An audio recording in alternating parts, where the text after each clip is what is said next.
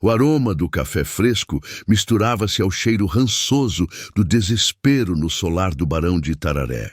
Coronel Horácio, um homem de 40 e poucos anos, cuja barba grisalha e rugas profundas testemunhavam mais preocupações que a idade, estava à beira do colapso. Seu império de café, que se estendia por léguas no fértil Vale do Paraíba, parecia desmoronar com a saúde de sua única herdeira, Isabela. A jovem de 18 anos, outrora a personificação da primavera, jazia na cama, seus membros inertes desde a febre do pântano que a havia acometido 3 meses antes. Os médicos de São Paulo e do Rio, pomposos e de casacas escuras, haviam visitado a fazenda. Todos concordaram no diagnóstico de paralisia irreversível e na ineficácia de seus sangramentos e emplastros. Horácio, que construíra sua fortuna no lombo de escravos e na força do solo, sentia-se impotente. Naquela manhã, sentado ao pé da cama de Mogno, o barão observava o semblante pálido da filha. Em voz rouca de sua esposa, a baronesa Eugênia, que entrava no quarto, cortou o silêncio pesado. Horácio, o feitor trouxe o novo lote de Minas. Disseram que veio um tal de Zumbi, com fama de benzedor. O barão revirou os olhos, o orgulho ferido pela sugestão. Ele era um homem de ciência e de Deus, na ordem hierárquica que lhe convinha. Não um tolo para superstições de senzala. Eugênia, já lhe disse para não dar ouvidos às crendices. A solução está nos médicos ou na providência divina, não em algum feiticeiro selvagem. Contudo, a menção de benzedor fincou-se em sua mente como um espinho. O desespero, afinal, era um terreno fértil para a irracionalidade. Ele tinha esgotado todas as vias respeitáveis. Horácio levantou-se abruptamente, sua casaca de linho amassada pela noite mal dormida. Mande o feitor trazê-lo. Não para curar, mas para que eu o censure. Não quero essa balbúrdia de macumba e feitiçaria na minha fazenda. Sua voz, embora firme, não disfarçava a hesitação. No fundo, a última chama de esperança estava prestes a ser acesa por um homem que ele considerava menos que um ser humano. No pátio de terra batida sob o sol causticante, o feitor Ambrósio alinhava o grupo de recém-chegados, sujos e exaustos. Zumbi, o mais alto e com cicatrizes rituais no rosto, olhava para o casarão e não para o chão, um ato de insolência que não passou despercebido ao olhar de Horácio pela janela. O barão desceu as escadas, a bengala de ébano batendo no assoalho de madeira com raiva contida. Ele iria dissipar a fumaça dessa superstição de uma vez por todas. O coronel Horácio parou no limiar do pátio, a sombra do casarão caindo sobre a figura de Zumbi. A postura do barão era de poder inquestionável. Queixo erguido, mão firme na bengala, o olhar que fulminava qualquer insubordinação. Zumbi, por sua vez, vestindo apenas calças de algodão grosseiro e correntes nos tornozelos, não se encolheu. Seus olhos eram profundos, mais velhos que sua aparência, e fixaram-se nos de Horácio com uma calma que o barão interpretou como desafio. O feitor Ambrósio, antecipando a fúria do patrão, deu um passo à frente. Patrão, esse é o Zumbi. Ele é quieto, mas o povo comenta as rezas dele. Horácio gesticulou para que Ambrósio se calasse, sentindo a necessidade de estabelecer a ordem de forma categórica. Então você é o curandeiro, o barão sibilou, a palavra cuspida com desprezo. Saiba que minha filha foi examinada pelos melhores médicos do império. Se a ciência não a curou, seus feitiços certamente não o farão. Zumbi permaneceu em silêncio por um momento, a cabeça ligeiramente inclinada, como se avaliasse o barão não como seu senhor, mas como um paciente. Quando ele finalmente falou, sua voz era grave e ressoou com uma dignidade que surpreendeu a todos na senzala, inclusive os demais escravos. Ele não se dirigiu ao barão pelo título de coronel ou senhor, apenas falou o fato. A doença de sua filha não está na carne, mas nos caminhos interrompidos. Eles aprenderam na cama. O branco só corta e sangra. Eu vejo a raiz, o que a amarra à terra. A arrogância na fala de Zumbi fez o sangue de Horácio ferver. Ele estava prestes a ordenar uma surra exemplar, quando Zumbi deu um passo à frente, as correntes arrastando no chão. Foi um movimento sutil, mas quebrou a barreira invisível da distância social que o barão mantinha. A frase que se seguiu não foi um pedido, mas uma declaração de termos, proferida com uma convicção absoluta que paralisou Horácio. Me liberte, que eu faço a sua filha andar. O silêncio que se abateu sobre o pátio era mais pesado que as nuvens de chuva. Um escravo propondo um negócio com seu senhor. Um bem exigindo sua liberdade. O barão apertou o punho em sua bengala, o rosto vermelho de fúria e espanto. Você é louco. Isso é um assinte, uma afronta. Você não é nada além de minha propriedade. Zumbi manteve o olhar firme. O Senhor me dá o que é meu, eu dou à sua filha o que é dela. A vida tem preço, barão, e o preço de um milagre é a liberdade. A ousadia era inaudita. A cena no pátio da fazenda se tornou um ponto de inflexão que reverberaria por toda a propriedade. O barão Horácio, engolindo a humilhação de ter sido chantageado por um escravo diante de seus próprios olhos, arrastou Zumbi para o escritório, um santuário de poder e lei. Lá dentro, cercado por livros encadernados em couro e mapas do Império, Horácio jogou um peso de papel de bronze na mesa, o som estrondoso revelando a tensão. Você está brincando com a sua vida, Zumbi. Exigir liberdade é o mesmo que assinar sua sentença de morte. Posso chicoteá-lo até a última gota de sangue, sem que o imperador sequer levante uma sobrancelha. Ele circulava a mesa, a sombra alta projetando-se sobre o escravo. Zumbi, no entanto, não demonstrou medo. Ele estava ali, de pé, no epicentro do poder do barão. E era ele quem ditava as regras do jogo. O senhor pode me matar, barão, mas quando o fizer, sua filha estará condenada a nunca mais sentir a grama sob os pés. O milagre não pode ser forçado. Ele vem pela gratidão e pelo espírito livre. Sua voz era um sussurro, mas carregada de autoridade mística. Horácio sentou-se apoiando a cabeça nas mãos, o dilema o esmagando. A ideia era absurda. Libertar um escravo valioso, um investimento, e ainda depender de sua magia para um resultado incerto. O risco era incalculável, mas a imagem de Isabela definhando era mais insuportável que o risco. Qual é a sua garantia? O barão perguntou, a voz embargada pela relutância. Eu o liberto, e se ela não andar, eu terei perdido tudo.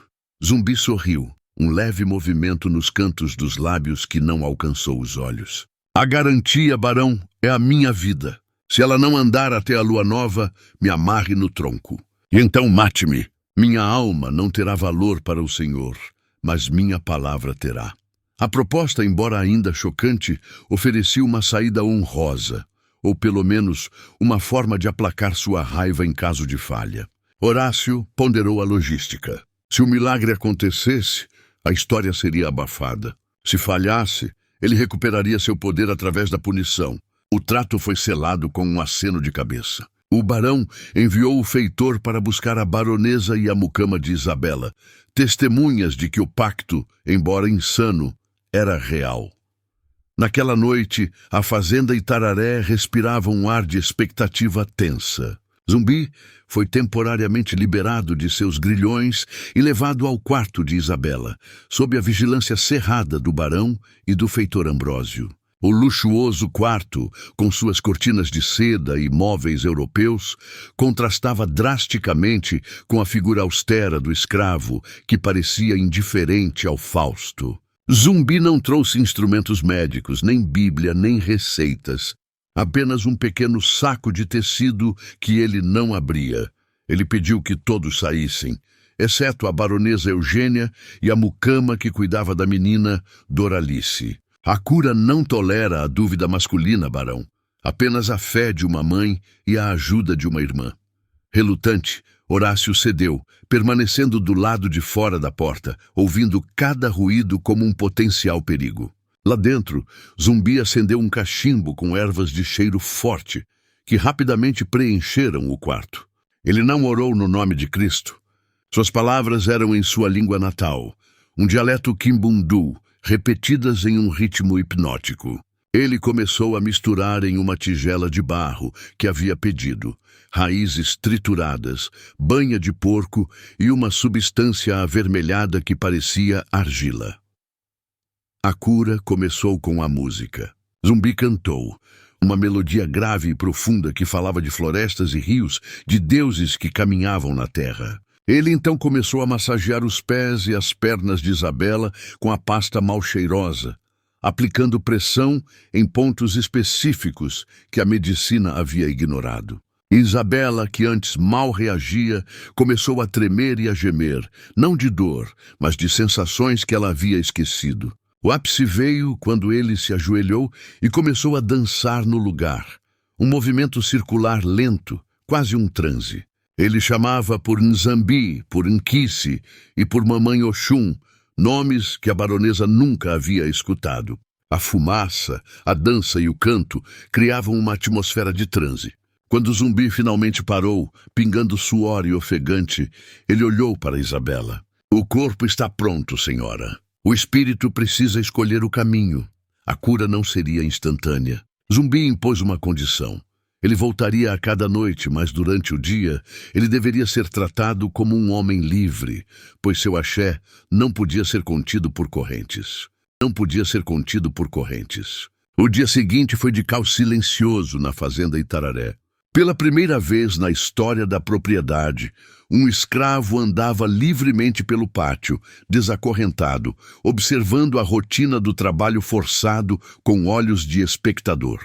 Zumbi não se juntou aos outros escravos no campo, nem se apresentou para o serviço doméstico. Ele passou a manhã colhendo ervas na mata próxima e à tarde em um canto da senzala, preparando suas infusões e pastas, ignorando os olhares de desconfiança do feitor Ambrósio e a curiosidade temerosa de seus companheiros. Sua liberdade era apenas uma miragem temporária, uma aliança precária selada pelo desespero do barão.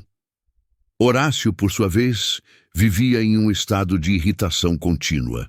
Ele não podia chicotear Zumbi, mas também não podia tolerar a visão de sua insolência. A baronesa Eugênia, surpreendentemente, havia se tornado uma aliada cautelosa de Zumbi, vendo a melhora gradual no semblante da filha e a volta de alguma sensibilidade nos dedos dos pés de Isabela. Ele está funcionando, Horácio. Ela sussurrou na mesa do jantar.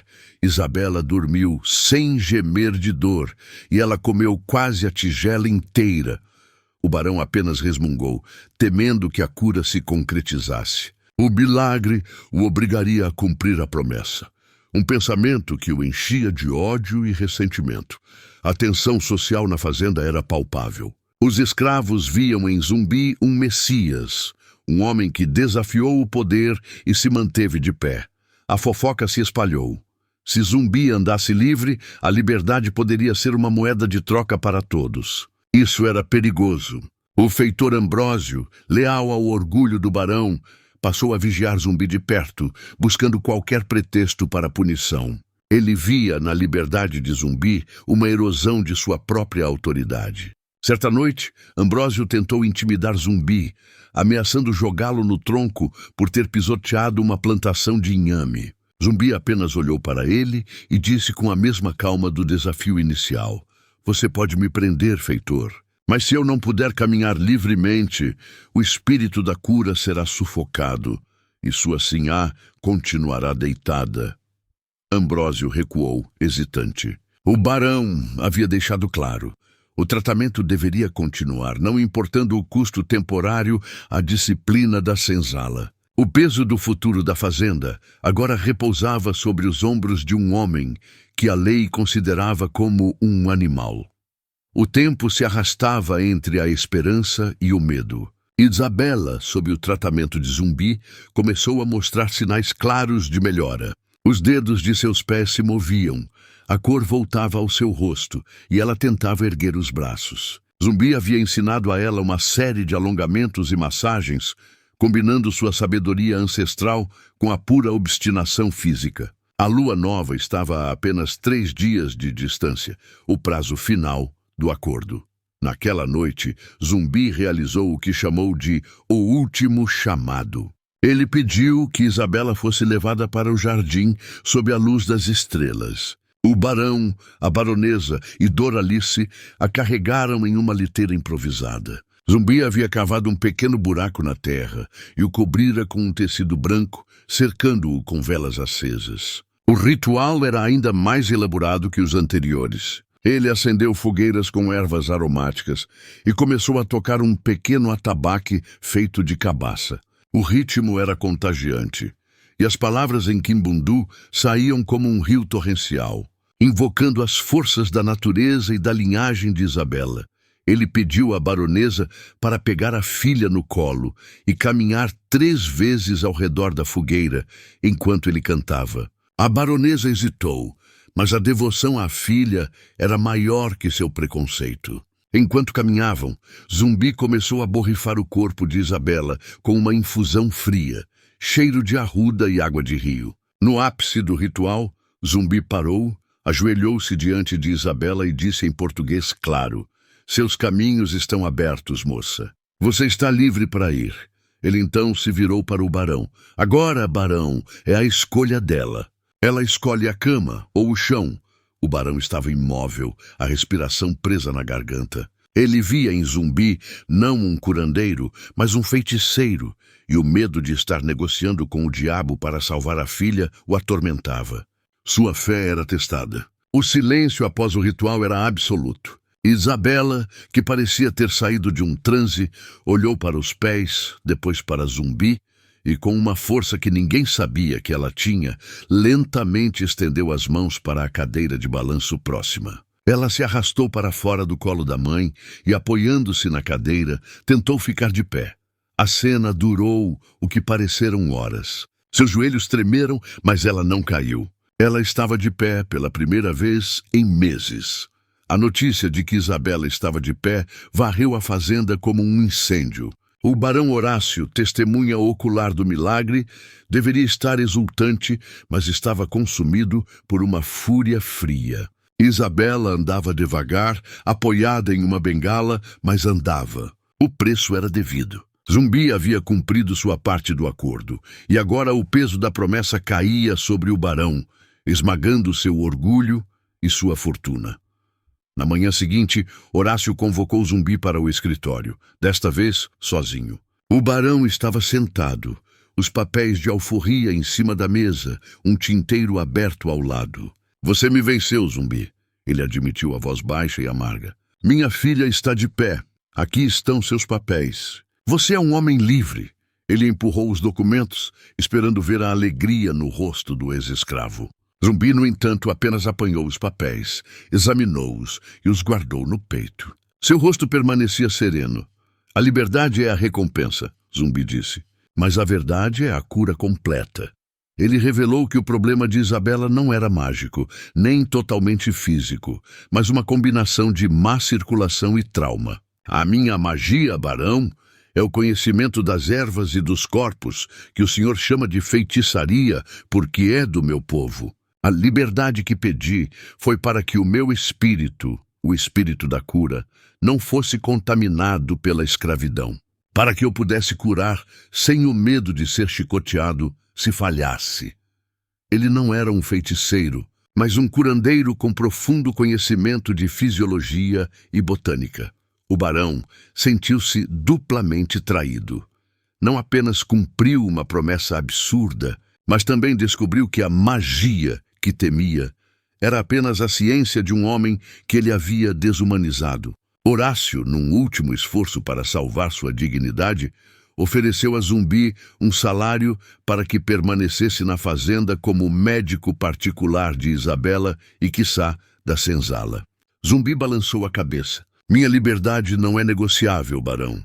E o senhor nunca verá em mim um curandeiro, apenas um escravo que o forçou a uma promessa. Não há lugar para a verdade em um lugar onde a mentira é a lei." Ele se despediu, deixando o barão sozinho com o eco de sua própria derrota e a visão dos papéis de alforria. Zumbi não esperou o almoço.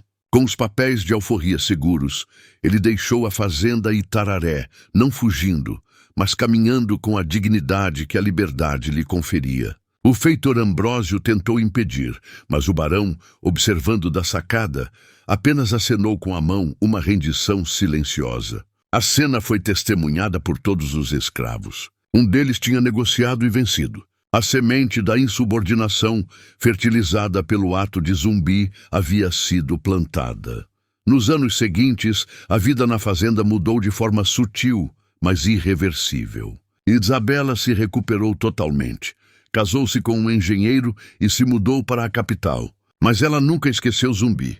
Em seu diário, ela registrou que o primeiro passo que ela deu não foi um milagre, mas um ato de fé no conhecimento ancestral e na coragem de um homem.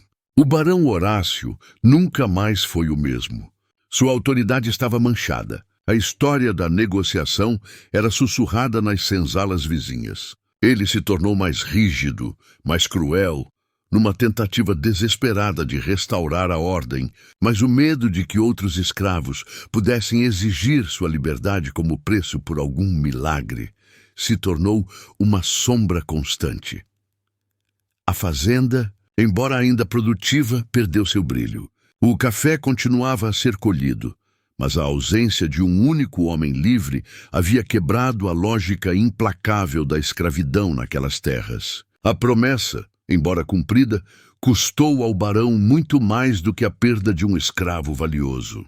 Custou-lhe a crença na onipotência de seu poder. Anos mais tarde, com a Lei Áurea, o barão perdeu a fazenda, incapaz de se adaptar ao trabalho assalariado.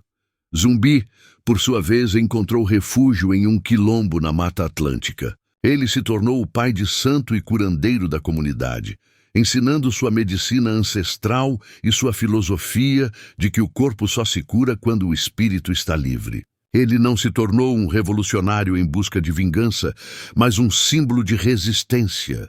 Sua história se tornou lenda, a de um escravo que não pediu, mas exigiu sua liberdade em troca de um milagre. A história de Zumbi e do Barão de Itararé tornou-se um lembrete sussurrado de que a liberdade, quando exigida com sabedoria e coragem, é uma força mais poderosa que qualquer corrente, mesmo no auge da escravidão.